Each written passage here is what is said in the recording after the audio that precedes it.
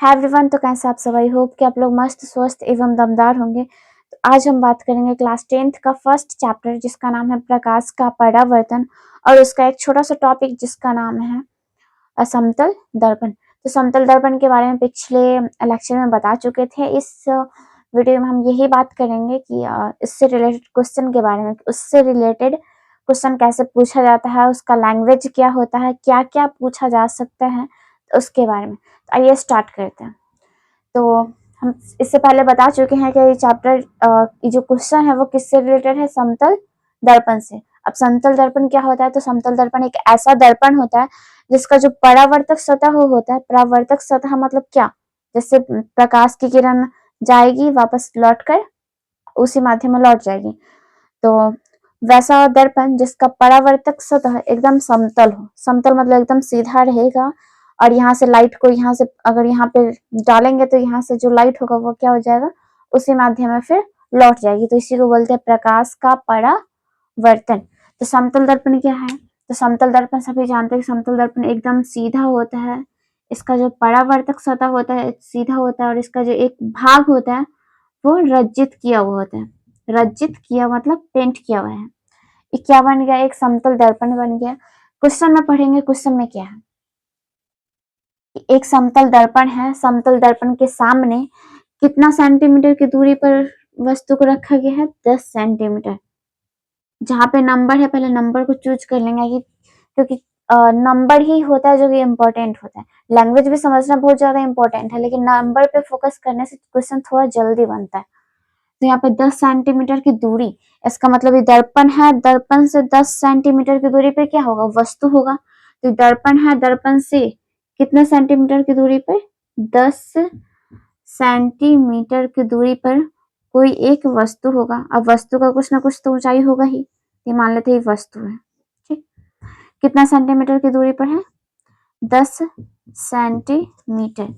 उसके आगे है 10 सेंटीमीटर की दूरी पर है और उसकी जो लंबाई है वो कितनी है, 4 फीट। तो इसका मतलब ये जो वस्तु है, ये वस्तु का जो लंबाई होगा वो कितना होगा, 4 फीट। ठीक, वस्तु रखा कितना गया, कितने दूरी पर गया है, 10 सेंटीमीटर पर, और इसका जो लंबाई है वो लंबाई कितना है, 4 फीट। अब आपसे पूछा जा रहा है क्या क्या चीज की प्रतिबिंब की दूरी क्या है, दर्पण से प्रतिबिंब की दूरी, सॉरी प्रतिबिंब की ऊंचाई क्या है, दर्पण से प्रतिबिंब की ऊंचाई क्या है और वस्तु से प्रतिबिंब की ऊंचाई क्या है। फिगर से समझते हैं। पहला क्वेश्चन है कि प्रतिबिंब की ऊंचाई कितना होगा, ये तो वस्तु है। इधर जो प्रतिबिंब बनेगा तो प्रतिबिंब की ऊंचाई होगा तो होगा कितना। दूसरा है दर्पण से प्रतिबिंब की दूरी, मतलब दर्पण है और इधर जो प्रतिबिंब बनेगा उसकी दूरी कितना होगा। और तीसरा क्वेश्चन पूछ रहा है कि जो वस्तु है और इधर जो प्रतिबिंब बनेगा ये दोनों के बीच में कितना दूरी होगा। तो पहला क्वेश्चन कि प्रतिबिंब की ऊंचाई के बारे में, तो अगर प्रतिबिंब की ऊंचाई के बारे में कोई पूछे, जैसे हम समतल दर्पण के सामने जब खड़े होते हैं, जब घर में जो आईना होता है उसके सामने हम जब खड़े होते हैं, तो अगर हम 5 फीट के हैं तो हम 5 फीट के ही उसमें दिखाई देंगे। ये नहीं कि हम मेरा जो ऊंचाई होगा, मेरा जो हाइट होगा थोड़ा सा बढ़ जाएगा थोड़ा सा घट जाएगा, ऐसा कुछ नहीं होता है। समतल दर्पण में जितना हम है उतना ही दिखाई देता है, जितना लंबाई, जितना लंबा कोई वस्तु होगा उतना ही लंबा प्रतिबिंब बनेगा। इसका मतलब अगर ये वस्तु 4 फीट का है तो इधर जो प्रतिबिंब बनेगा, इधर जो प्रतिबिंब बनेगा वो भी कितना होगा, 4 फीट का ही होगा। इधर जो प्रतिबिंब बनेगा वो भी कितना होगा, 4 फीट का ही होगा। इसका मतलब ये जो प्रतिबिंब है वो कितना है, 4 फीट। तो ये पहला का आंसर निकल गया कि जो प्रतिबिंब की ऊंचाई होगी वो कितनी होगी, 4 फीट की होगी। दूसरा है दर्पण से प्रतिबिंब की दूरी। अब वो पता करने के लिए सबसे पहले तो हमको प्रतिबिंब कितना दूरी पर बनेगा वो पता करना है। तो हम बताए थे कि जब दर्पण है, दर्पण के सामने आप जितनी दूरी पर वस्तु को रखिएगा, आपका जो प्रतिबिंब है उतना ही दूरी पर दर्पण के पीछे बनेगा। इसका मतलब अगर 10 सेंटीमीटर पर अगर किसी वस्तु को रखा गया है तो उससे दर्पण से पीछे 10 सेंटीमीटर की ही दूरी पर क्या बनेगा, प्रतिबिंब बनेगा। तो इसका जो दूरी होगा वो कितना होगा, 10 सेंटीमीटर। मतलब ऊंचाई अगर 4 है तो 4 ही रहेगा, दूरी भी उतना ही, ना तो ऊंचाई चेंज होता है ना ही दूरी। तो ये जो ऊंचाई है वो 4 फीट है तो यहाँ पे भी 4 फीट होगा। अगर दूरी 10 सेंटीमीटर है यहाँ से यहाँ तक, तो यहाँ से यहाँ तक भी कितना होगा, 10 सेंटीमीटर होगा। अब इसी से आप अनुमान लगा सकते हैं कि दर्पण और प्रतिबिंब के बीच की दूरी कितनी है और वस्तु और प्रतिबिंब के बीच की दूरी कितनी है। जैसे हम मान लेते हैं हम समतल दर्पण है, मेरे सामने जो हाथ है वो मान लेते हैं वस्तु है, और ये जो मेरे इधर वाला जो हाथ है वो मान लेते हैं प्रतिबिंब है। ठीक, ये मान लेते हैं हम समतल दर्पण है, समतल दर्पण से 10 सेंटीमीटर की दूरी पर ये वस्तु है, 10 सेंटीमीटर की दूरी पर ये प्रतिबिंब है।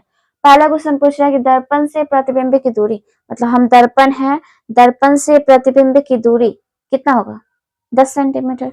ये जो दर्पण है, दर्पण से प्रतिबिंब की दूरी कितना है 10 सेंटीमीटर। सिंपल।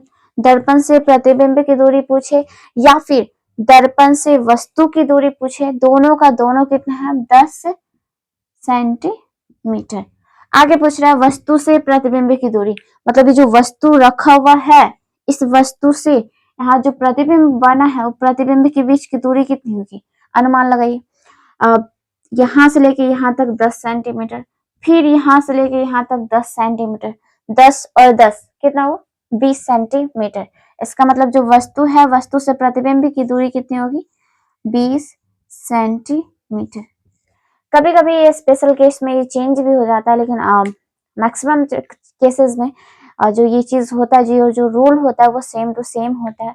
इसका मतलब यही होता है कि समतल के सामने आप जितना ऊंचा वस्तु रखिएगा उसका प्रतिबिंब भी उतना ही ऊंचा बनेगा। अगर किसी दर्पण के सामने अगर 4 सेंटीमीटर की दूरी पर किसी वस्तु को रख रहा है तो इसका मतलब यही होता है कि दर्पण के पीछे 4 सेंटीमीटर पे क्या बनेगा वस्तु का प्रतिबिंब बनेगा। इसका मतलब दर्पण से वस्तु की दूरी पूछे तो या फिर दर्पण से प्रतिबिंब की दूरी पूछे तो दोनों क्या होता है बराबर, 4 इधर 4 इधर। अगर आपसे पूछे कि वस्तु और प्रतिबिंब के बीच की दूरी कितनी होगी तो यहाँ से यहाँ तक 4, यहाँ से यहाँ तक 4, तो कितना 8 सेंटीमीटर। क्वेश्चन के हिसाब से हम लोग को चेंज करते रहना है, लेकिन जो मैक्सिमम नंबर में जो केसेस होते हैं वो यही होते हैं। आपको अगर एग्जाम में भी क्वेश्चन आया तो आपको यही रूल फॉलो करना है, यानी कि स्पेशल केस याद करने लगना है। यही केसेस देख के यही केसेस से क्वेश्चन को सॉल्व करना है और क्वेश्चन ऑब्जेक्टिव क्वेश्चन को टिक करना है, या फिर अगर सब्जेक्टिव है तो पूरा सॉल्यूशन के साथ पूरा डायग्राम के साथ बना के अच्छे खासे 2 नंबर ले लेना है। तो आज के लिए इतना ही, फिर मिलते हैं अगले लेक्चर में, तब तक के लिए बाय बाय, टेक केयर।